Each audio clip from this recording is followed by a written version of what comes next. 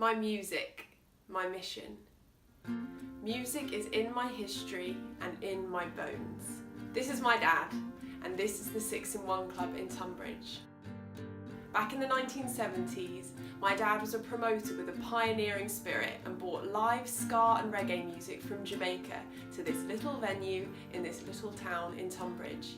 And he and his brother Ivor used to run dance parties because they knew something important. Music brings people together.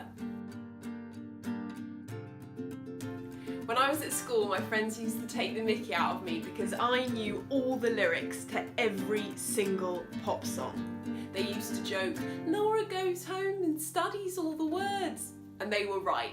I was obsessed with music, and most especially the lyrics. I would spend hours and hours listening and learning. Music was teaching me about life and teaching me about myself. Growing up in England, where I was taught to have a stiff upper lip and not express my emotions, music helped me to feel. When I was 21, I worked as a waitress and I got bullied by one of the managers. To vent my feelings, I went home and wrote a poem. I took something painful and I transformed it into art. I realised that the reason I was admiring the gift of writing lyrics in others was because it was a gift laying dormant in me. I just needed to work on it. So I did. I got a bee in my bonnet and I wrote and I wrote and I wrote. I was ready to go. So I packed up my bags and I moved to the big smoke. I was in London for 5 years, writing, jamming, performing and meeting musicians. I won my first rap battle, I wrote and recorded a mixtape, I got named as one to watch by BBC Kent Introducing, and my song got played on BBC Radio 1 by DJ Ali McRae, and he described my music as absolutely mesmerising. And then in 2015 I decided to do something radical and I sold all my things and booked a flight to the USA, about to chase what I called my American dream. I travelled around, jammed, met musicians and gave it my best shot. It paid off because I ended up collaborating with a 5-time Grammy nominated producer called Cascade, and my song got signed to a subsidiary label of Warner Brothers Records. I signed the contract, I was so excited, I threw a big party with my friends and family and they were all so happy for me. It seemed like my big dream was going to come true. But what ended up happening is after I signed the contract, the label started getting less and less communicative and barely responded to my emails. What I thought was going to be my big break turned into a headache, heartache, and eventually a breakdown. 1 year and 7 months after the song had been recorded, I woke up on International Women's Day to find the song had been released as a free download without my permission as a gift to the fans of Cascade. The label spent zero on promotional budget, they just gave it away. The song nosedived. I thought this was going to be my big opportunity to make a dent in the industry and, for once, to make some money from music. Felt like I'd been robbed. I was so heartbroken and disappointed. I'd put all my eggs in this one basket. My time, my work, my money, my love, my devotion. I'd got so caught up in this one dream. Not long after the song had been released, I got rushed to the hospital with pyelonephritis. I was sweating, shaking, and in chronic pain. It felt like my body was crumbling under the stress. I came out of hospital just starting to feel a little bit better, and then the infection came back. And then I got fired from the waitressing job I was working at, and then I became increasingly stressed about money, and then my boyfriend dumped me, and then I developed serious exhaustion, and then it felt like my brain was turning to mush, and then until I was in a pit of depression and felt suicidal.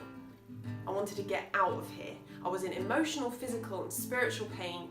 It was all too much. Something snapped inside me.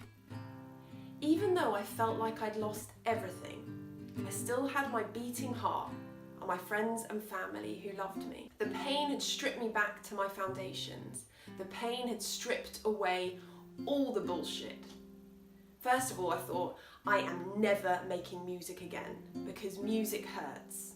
But when I peeled back the layers, I realised it was something else. I realised that my childhood love of music and my naive passion had been twisted up by the media and the industry, and that somehow I had believed that to be of value as a musician, I needed to be a shiny, perfect pop star with a major record deal. Those things were never really important to me. Through this adversity, I had finally discovered my real reasons for making music. I never wanted to be a pop star. I wanted to express my feelings.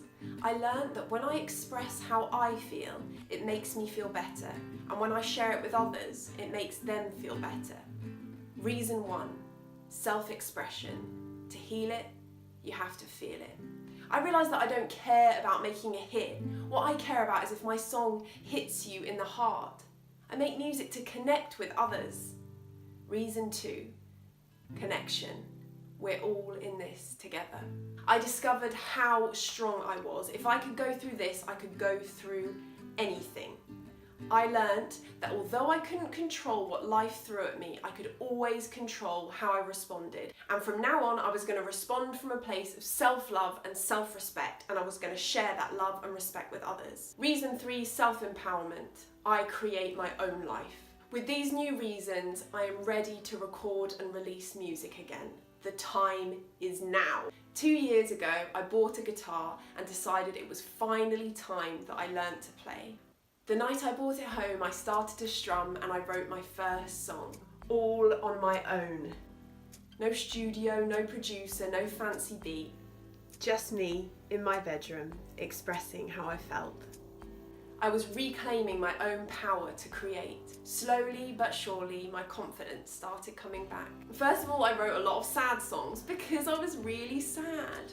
But as I cracked open through this breakdown I'd experienced, now there was space for new feelings and for my new life, and I started to write songs about love, faith, and magic. I'm putting all my most powerful sad songs and my most beautiful happy songs all in one album. And what's the album called? Love Always Wins. Because that's what I believe to be true. No matter how dark the dark is, the dawn always breaks. We can be forgiven for our mistakes. We can heal our heartache. Love is all it takes. Love always wins. I was scared to make this video. I was scared to tell the world my dream. But I asked myself, what am I really afraid of?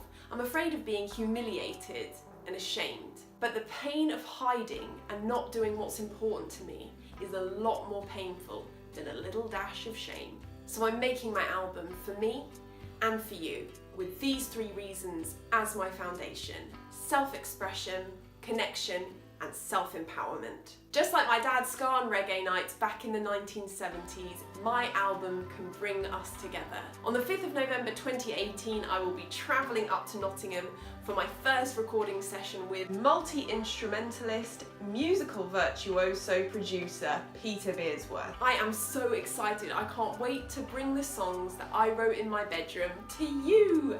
For more information about the album and to pre-order it, visit lauralamb.com. Thank you. And remember the motto, love always wins.